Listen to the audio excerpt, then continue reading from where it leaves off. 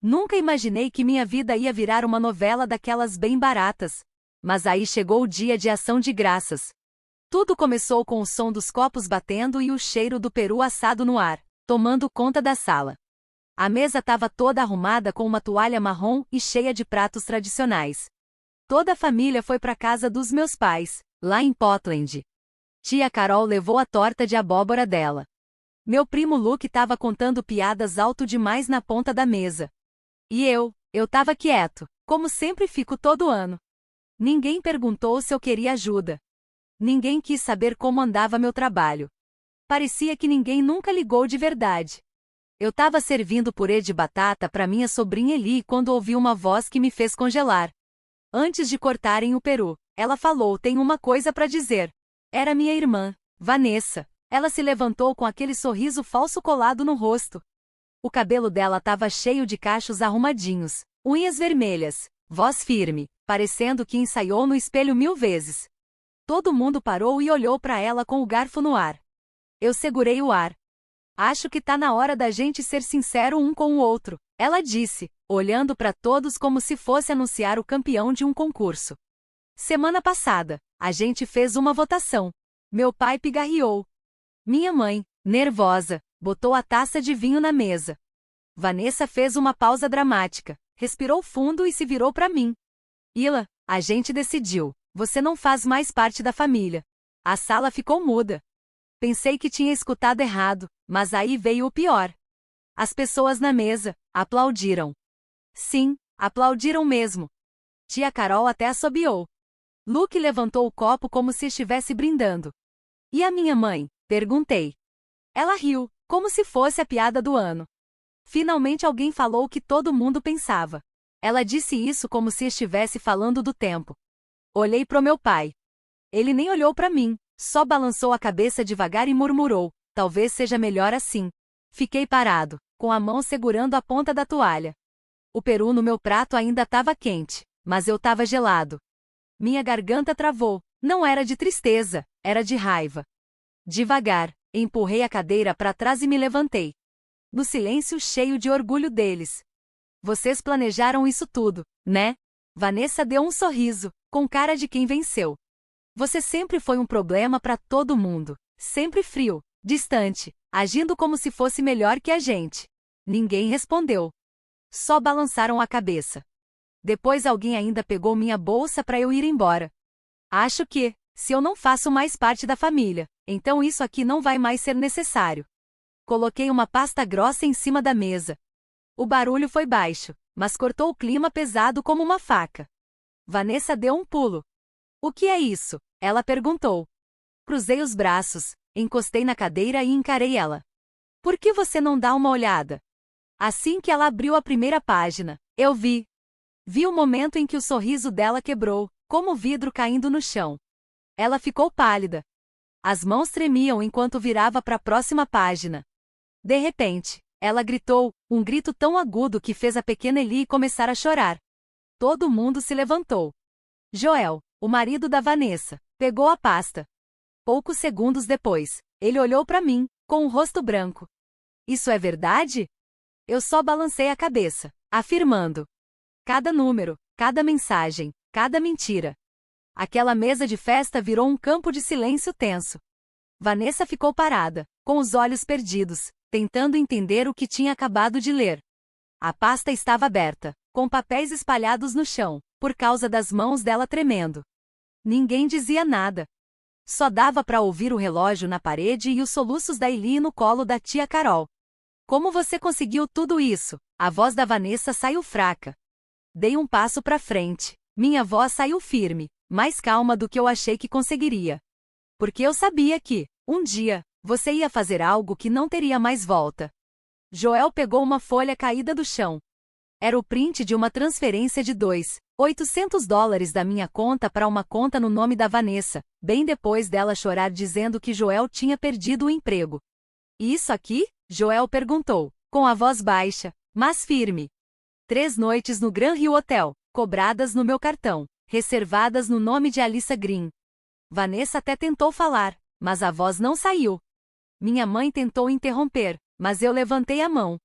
"Ainda não terminei." Me abaixei, peguei outro monte de papel e empurrei em direção ao meu pai. Isso aqui é para você.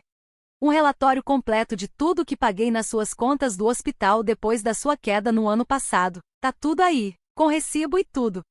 Meu pai olhou os papéis. O rosto dele não mostrava emoção, mas a mão dele tremia um pouco. Então me virei para minha mãe. E aqui está a captura da sua transferência de 14 de março. $200. Foi quando te mandei dinheiro urgente porque você disse que estava com uma dívida de cartão. Minha mãe se irritou. Por que você tá jogando isso na nossa cara agora? A gente é família. Esse dinheiro foi dado com amor. Que tipo de amor me zomba? Me ignora e depois me expulsa da mesa do jantar? Interrompi, olhando direto para ela. Nenhum de vocês nunca se desculpou, nenhum pensou em devolver um centavo. Olhei em volta. Vocês querem que eu fique calado, que eu obedeça, porque sou solteiro, não tenho filhos e nunca reclamo. Para vocês, eu só era uma carteira ambulante. Luke falou baixo. Ila, talvez a gente não devesse ter aplaudido. A gente não sabia que era tão sério. Virei para ele, calma, mas firme. Você aplaudiu quando me expulsaram da família. Você riu quando a Vanessa me humilhou na frente da Eli.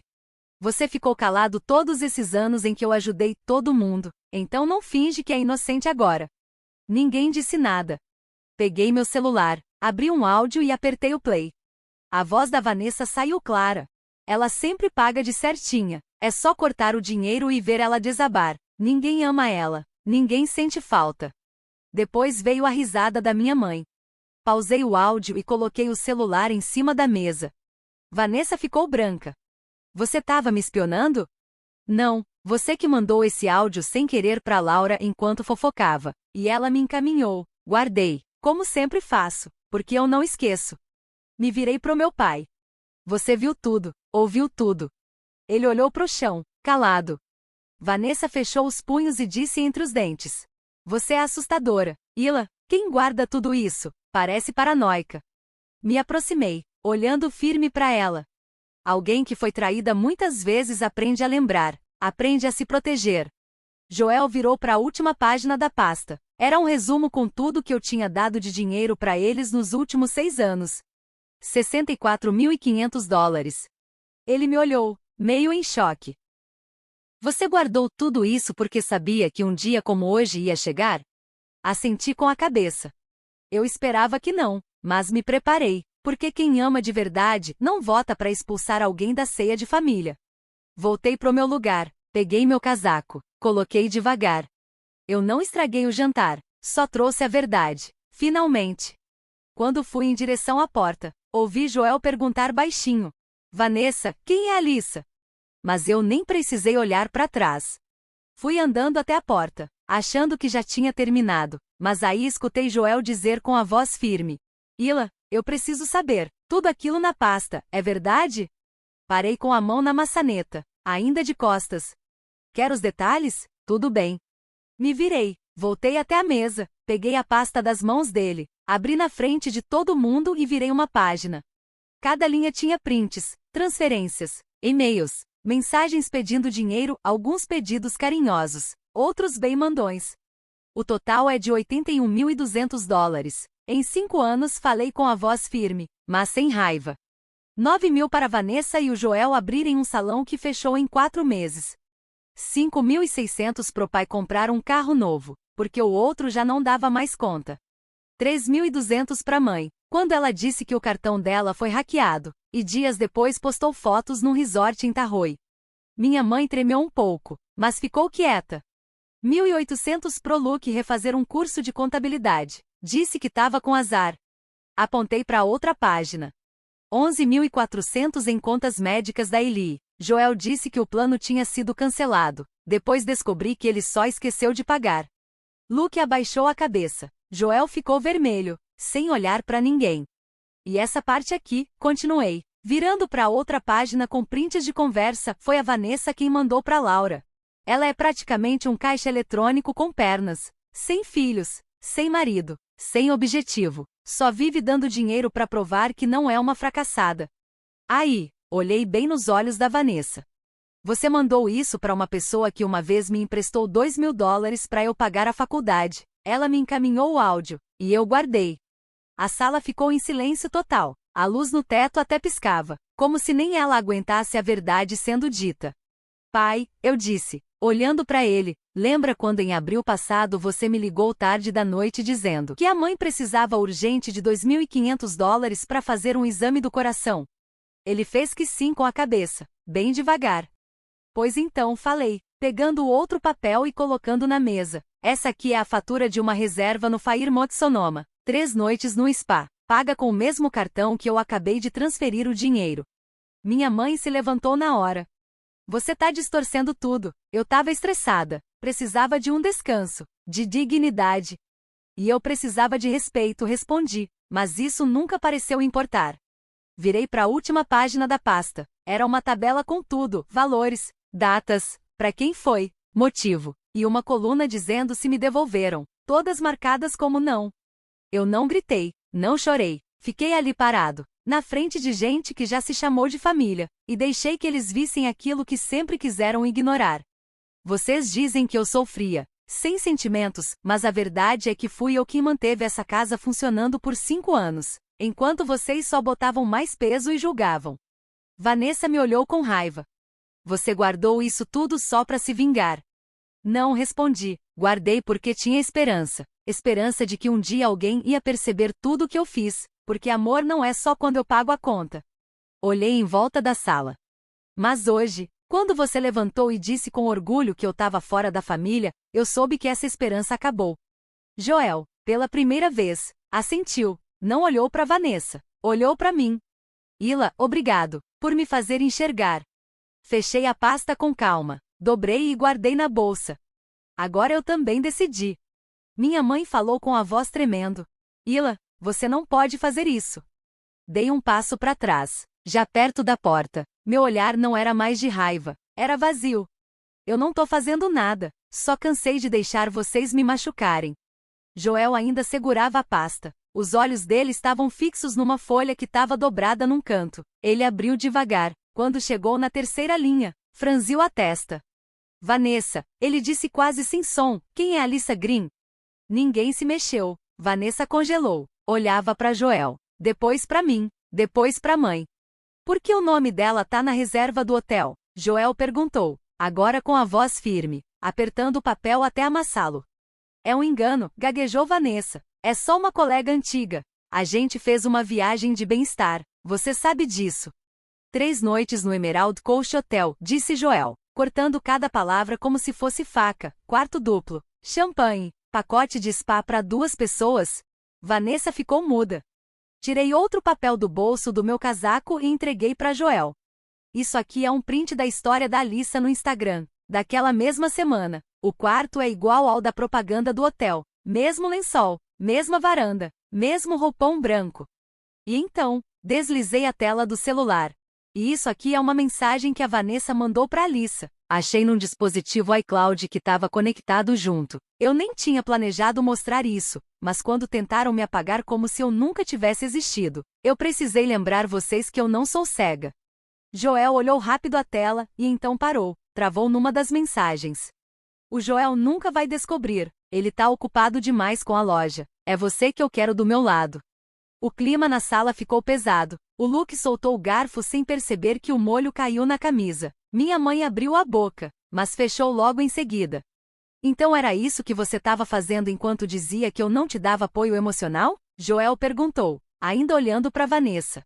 A voz dela falhou. Você tá entendendo tudo errado.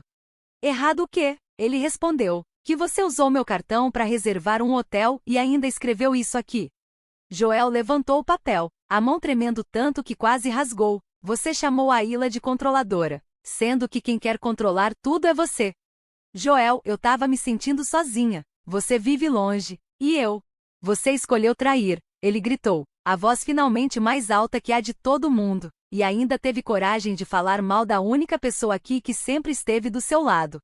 Vanessa ficou pálida. Eu continuei ali, sem sorrir, sem mostrar satisfação, só com tristeza, porque foi exatamente como eu imaginei. Quando a verdade fica escondida por muito tempo, ela machuca, mas também destrói tudo em volta. Minha mãe foi até Joel, falando com a voz trêmula. Isso não devia ter sido dito na mesa do jantar. Olhei para ela com calma. E quando você riu quando disseram que eu estava fora da família? Aquilo foi o quê? Apropriado? Você não entende. Ila, ela tentou se firmar. Tava todo mundo sob pressão. E eu sou a única que não pode reagir? Perguntei. Passei anos quieta. Mandei dinheiro. Fiz tudo certo. Aguentei calada. Mas na única vez que resolvo falar, eu é que viro o problema. Meu pai ficou em silêncio, como sempre fez. Nunca me defendeu, nem com o olhar. Joel sentou de novo, segurando a cabeça com as mãos. Eu já nem sei mais em quem confiar. Olhei para ele, com a voz mais calma. Confia em você. Foi a primeira coisa que eu tive que aprender também. A sala ficou em silêncio, mas dessa vez, não era um silêncio gelado. Era um silêncio de quem finalmente começou a entender. A verdade não fica escondida para sempre. Vanessa olhou para mim com os olhos cheios de lágrimas. Você só queria destruir essa família, né? Deve estar feliz vendo a gente se desfazendo. Balancei a cabeça devagar. Não, eu só tô cansada de sempre ser a única que conserta o que vocês quebram. Caminhei em direção à porta. Ninguém tentou me parar. Atrás de mim, ouvi Joel folhear mais uma página da pasta. Vanessa, e o apartamento em Austin? Ele perguntou, calmo, mas alto o bastante para todo mundo ouvir. Eu não precisei ouvir a resposta. Sabia que, dali para frente, eles iam ter que encarar sozinhos tudo o que esconderam. Nem olhei para trás. Minha mão já estava na maçaneta. Mas aí, eu parei, não por arrependimento. Tinha só uma última coisa que eu precisava fazer, algo que eu vinha adiando há muito tempo. Abri minha bolsa e tirei um envelope grande, cor creme, sem nada escrito, só uma frase pequena num cantinho. Chegou o dia. Me virei para a mesa. Meu rosto não tinha mais raiva, só certeza. Isso, eu disse, colocando o envelope no meio da mesa, é para que vocês nunca mais precisem me ligar, mandar mensagem, nem escrever pedindo ajuda. Minha mãe franziu a testa. Leila, o que é isso? Lê. Joel pegou o envelope e tirou os papéis de dentro. Eu vi a cara dele mudar na hora. Ele folheou tudo bem rápido e depois olhou para mim, sem saber o que dizer. Você já assinou tudo? Ele perguntou. Eu balancei a cabeça, dizendo que sim. Cancelei oficialmente qualquer poder legal que eu tinha ligado a essa família. Nada de procuração, nem como contato médico de emergência. Acabou tudo. Olhei para minha mãe. Não tô mais nos seus formulários do hospital. Se você for internada, não sou mais quem eles vão ligar. E se acontecer alguma coisa com o papai, também não sou mais o responsável por nada. Ela levantou do banco na hora. Como assim? Isso é seu dever como parte da família. Não, eu disse, bem calma, isso era minha responsabilidade, quando eu ainda achava que fazia parte da família, mas vocês votaram, lembra? Decidiram que eu não sou mais da família. Luke levantou também, com a voz tensa. Ila, você tá indo longe demais. Eu dei um sorriso pequeno. Tô só fazendo o que vocês sempre quiseram, deixando tudo bem claro, sem laços, sem obrigações. Virei pro meu pai, que ficou sentado o tempo todo sem falar nada, parecendo uma estátua. Um dia você disse que eu agia como uma máquina, sem sentir nada. Já pensou por quê? Porque foi você quem me ensinou que se eu parasse ou mostrasse fraqueza, ninguém ia me proteger. Ele não falou nada, só ficou olhando pro copo de água gelado na frente dele, como se não quisesse encarar a verdade.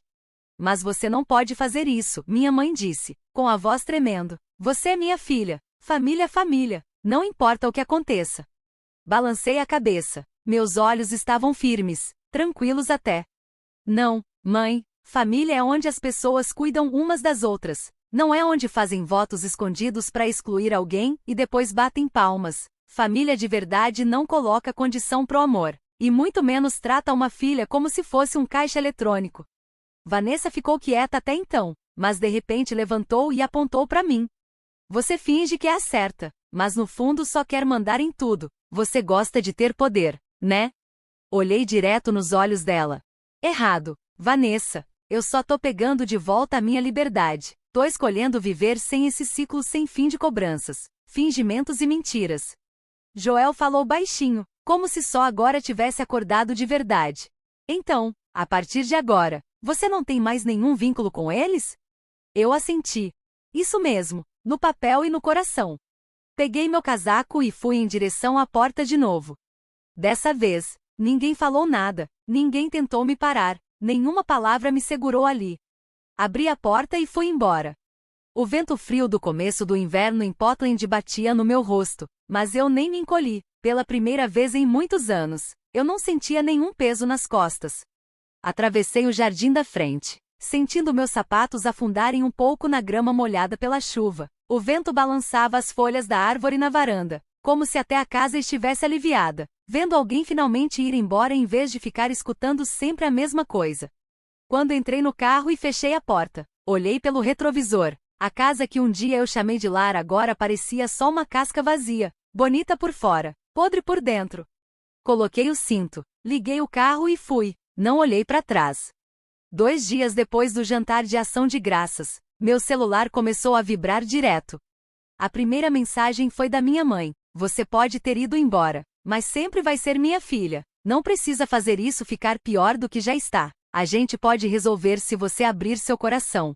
Eu não respondi, também não apaguei a mensagem. Deixei ali como prova do que sempre acontece. Quando eles precisam de algo, eu viro a filha querida de novo.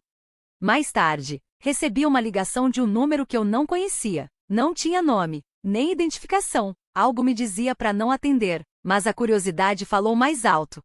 "É a Ila?", disse uma voz de homem, meio apressada. "Aqui é o Ben, advogado do Joel. Ele pediu para te avisar que você é a principal testemunha, caso o divórcio com a Vanessa vá pro tribunal." Fiquei em silêncio por um momento. "Na verdade, ele deu entrada no pedido hoje cedo", disse Ben. "Ele mandou toda aquela pasta de documentos que você deixou." Desliguei o telefone e fiquei parada na sala. A luz ainda estava acesa desde a noite anterior. Vi uma foto minha com a pequena Ellie, de uma caminhada que fizemos 3 anos atrás. Naquele dia, Vanessa estava num spa de fim de semana, então eu cuidei da Ellie. Ela sorriu o caminho todo de volta. Hoje me pergunto, será que era mesmo um spa ou só mais uma mentira? Naquela noite, recebi uma mensagem do Luke: "Ila, eu não sabia que as coisas estavam tão ruins. Desculpa por não ter falado nada, eu tive medo, mas sei que foi você quem mais fez por essa família." Logo abaixo, ele escreveu em letras menores: "Meio sem jeito, nosso primo perdeu o emprego. Será que você consegue ajudar com o aluguel dele por uns meses?" Bloqueei a tela do celular. Meu coração já não doía como antes, só sentia um cansaço profundo. E o silêncio, que antes me assustava, agora era um escudo, me protegia de desculpas que sempre vinham com um pedido depois. No 4º dia, recebi um e-mail. Era da Natalie, minha irmã. Usando um jeito de falar estranhamente formal, coisa que ela nunca fazia, Natalie escreveu: "Ila, independente do que aconteceu entre a gente, espero que você lembre que outras pessoas também estão sofrendo. Joel saiu de casa. Ellie continua perguntando onde ele está. Mamãe chora o dia inteiro. Não estou pedindo nada. Só queria que você acalmasse a família. Eles não vão aguentar se você continuar ignorando." E no final, um pequeno PS. "Mãe está com problemas com a hipoteca. O banco quer alguém para ser fiador, senão vão tomar a casa." Fechei o e-mail. Nem reli. Aprendi uma coisa: um pedido de desculpas de verdade não vem com um pedido junto. No 5º dia, chegou uma mensagem de voz.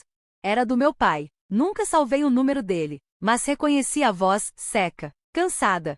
"Ila, você passou dos limites. Sua mãe não dorme mais. Vanessa tá em pânico. Você precisa voltar. Conversar como uma adulta. Não deixa uma coisa pequena te transformar numa estranha." Uma coisa pequena.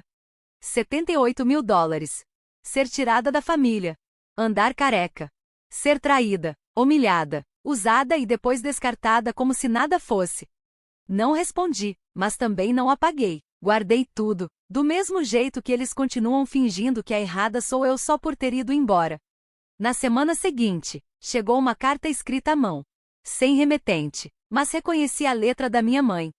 3 páginas, escritas com tinta azul, cheias de desespero. A primeira página era um pedido de desculpas. Dizia que nunca quis me machucar. A segunda trazia atualizações. As dores nas costas do meu pai voltaram. Joel largou a Vanessa. Ellie chora por mim toda noite.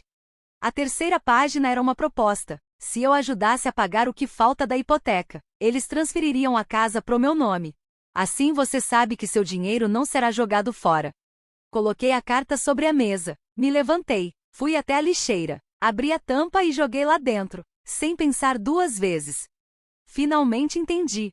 Eles não querem que eu volte. Eles querem que aquela versão antiga de mim volte.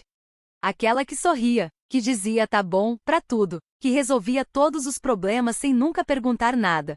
Mas ela se foi. Ela não existe mais. Ela foi embora numa manhã de segunda-feira, fria e clara. O sol entrava pelas janelas do meu antigo apartamento. Ninguém sabia. Ninguém viu eu partir. Sem despedidas. Pela primeira vez, eu senti paz de verdade. A nova cidade fica a umas 3 horas de Portland, perto de um lago em Washington. Não escolhi o lugar pela paisagem. Escolhi porque aqui ninguém me conhece. Ninguém me chama de Leila quando precisa de dinheiro. Ninguém me manda mensagem à meia-noite com uma emergência e a chave do PX logo embaixo.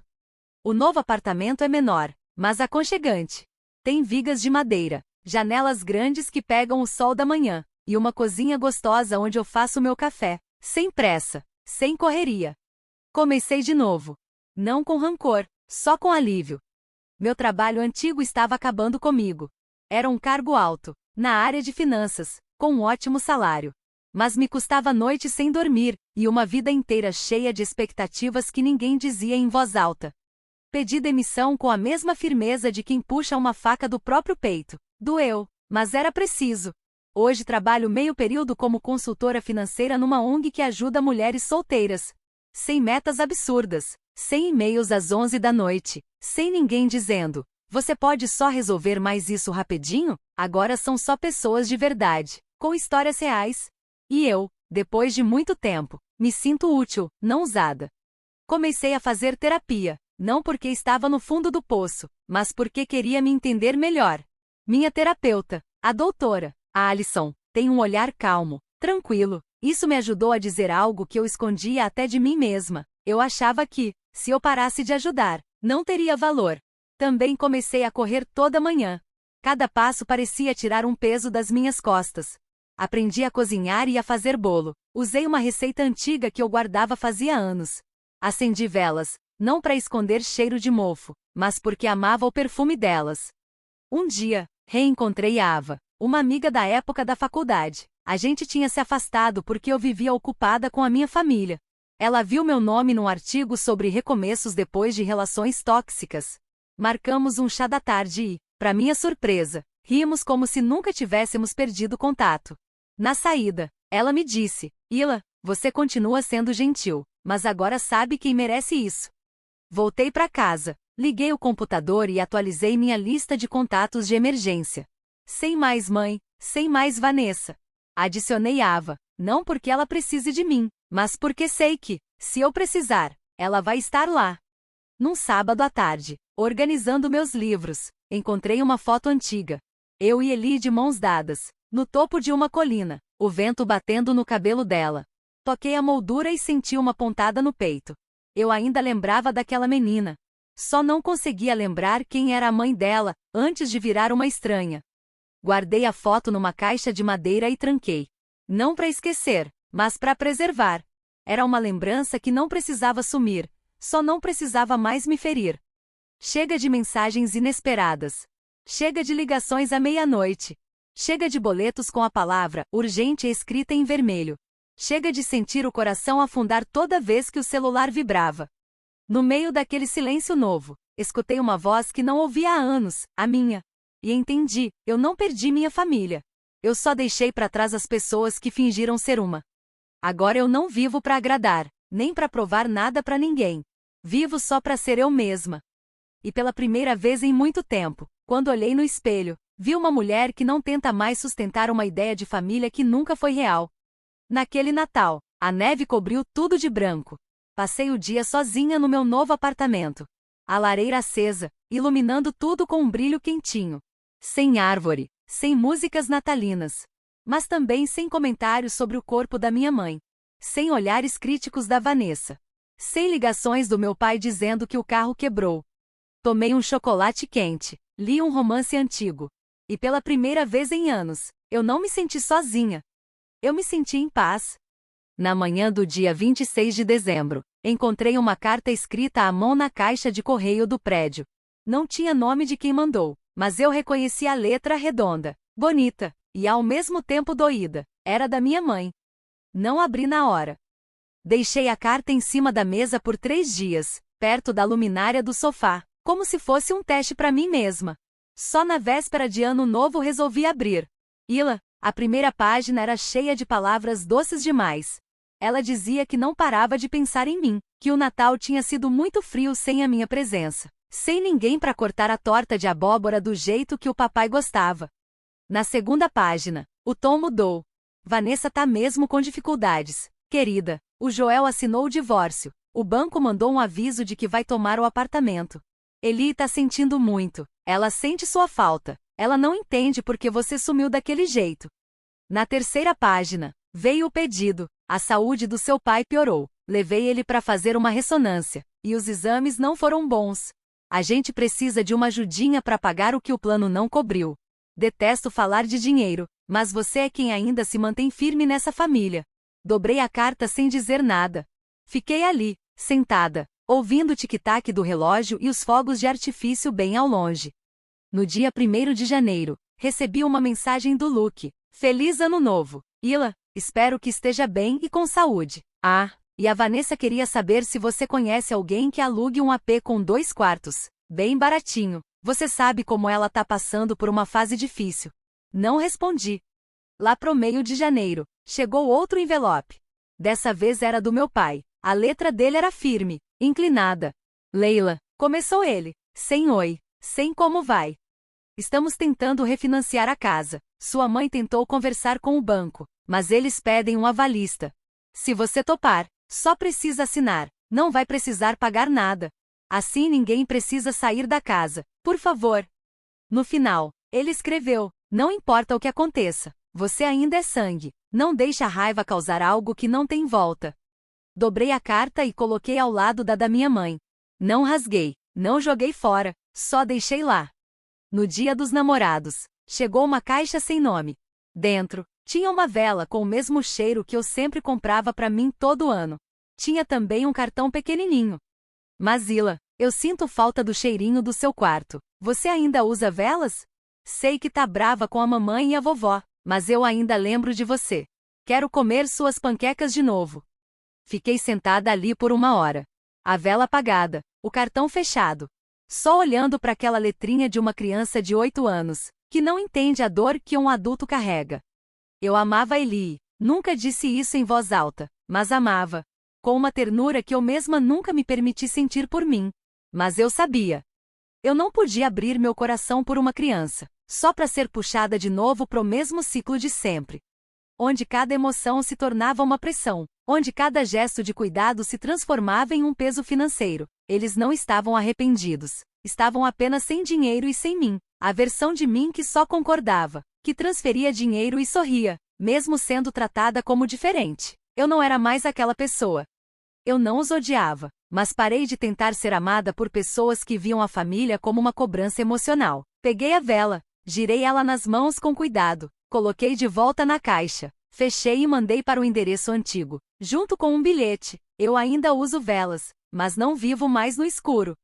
Em março, recebi uma ligação de um número desconhecido enquanto regava as plantas da minha varanda. Deixei tocar até o final e então silenciei. Não porque eu tivesse medo, mas porque eu não me sentia mais obrigada a ouvir. Naquela tarde, fui dar minha caminhada de sempre ao redor do Lago Cedar. O céu estava azul claro, a brisa fresquinha e a água refletia um céu sem nuvens. Um grupo de crianças brincava na beira da colina, e suas risadas eram como a infância que eu achei que nunca teria. Sentei no meu banco de sempre, ao lado de uma senhora idosa de cabelos grisalhos que estava tricotando.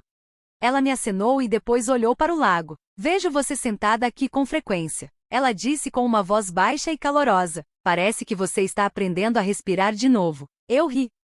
Eu achava que respirava bem, mas acabei prendendo a respiração por anos, tentando ser quem os outros queriam que eu fosse. Ela não perguntou mais nada. Ela não precisava. Apenas assentiu. Então mantenha esse ar. Não deixe ninguém te roubar de novo. Não precisei de estranhos para entender minha história. Às vezes, um olhar gentil é o suficiente para curar. e eu sabia que estava no fim de uma jornada, começando um novo capítulo. Algumas semanas depois, recebi um convite para falar em um seminário sobre saúde mental e independência financeira para mulheres. O organizador tinha lido meu artigo anônimo online, aquele que eu achei que ninguém fosse se importar, mas eu descobri que a verdade se espalha mais do que eu imaginava. Eu aceitei. A palestra aconteceu em uma pequena sala de biblioteca. Não tinha luzes de palco, nem cadeiras chiques, apenas umas 30 mulheres, algumas com bebês no colo, outras com cadernos, todas ouvindo enquanto eu compartilhava minha história, as transferências esquecidas, os abraços falsos na mesa de jantar e a decisão mais difícil da minha vida, deixar as pessoas com quem eu tinha o mesmo sangue para me salvar. Quando terminei, uma jovem se levantou, com os olhos brilhando. Eu pensei que fosse a única que se sentia assim. Ela disse: "Obrigada por falar em voz alta o que eu nunca ousei dizer." Desci e a abracei. Pela primeira vez, entendi o que é dar algo sem que alguém tire de você. Naquela noite, fui para casa e passei pela pequena padaria onde o dono se lembrou do meu doce favorito depois de uma única visita. Peguei uma fatia de torta de maçã com canela e caminhei pela rua até meu apartamento. A brisa do final da primavera trazia o cheiro das flores e uma música suave de um café na esquina. Abri a porta, acendi as luzes e o quarto ficou cheio de paz. Nenhum telefone tocando com exigências, nenhum e-mail urgente, ninguém me culpando por ter mudado. Sentei no chão ao lado da minha nova estante, onde eu guardava com cuidado as cartas antigas em uma caixa de lata. Eu não as queimei, não as joguei fora, guardei-as do mesmo jeito que as pessoas guardam coisas especiais. Não para lembrar, mas para nunca mais voltar atrás. Eu costumava achar que liberdade era ser aceita pela família. Agora eu sei que a verdadeira liberdade é se afastar de pessoas que só te chamam de família quando precisam de ajuda. Não vivo mais para agradar os outros. Vivo para ter paz quando descanso minha cabeça à noite, sem desculpas não ditas ou dívidas não pagas. Vivo para rir quando quero, chorar quando preciso e respirar fundo, sem medo de ser abandonada. Não vivo mais para provar nada. Eu vivo porque mereço viver plenamente. E se você me perguntar se eu me arrependo, eu digo que só me arrependo de não ter feito isso antes. A história de Leila é um grande lembrete de que laços de sangue não são desculpa para explorar, menosprezar ou usar alguém. Às vezes, a verdadeira liberdade não vem de ficar com a família, mas de ter coragem de se afastar de quem só carrega esse rótulo. Ila não escolheu sentir frio, ela escolheu ser gentil com ela mesma. E no momento em que colocou seus limites, ela começou a viver uma vida que finalmente era dela, tranquila, cheia de significado e verdadeiramente livre. O que você acha da escolha de Ila? Ela foi muito firme ou essa era a única forma de proteger sua paz? Compartilhe seus pensamentos abaixo e não se esqueça de seguir o canal para mais histórias impactantes sobre família.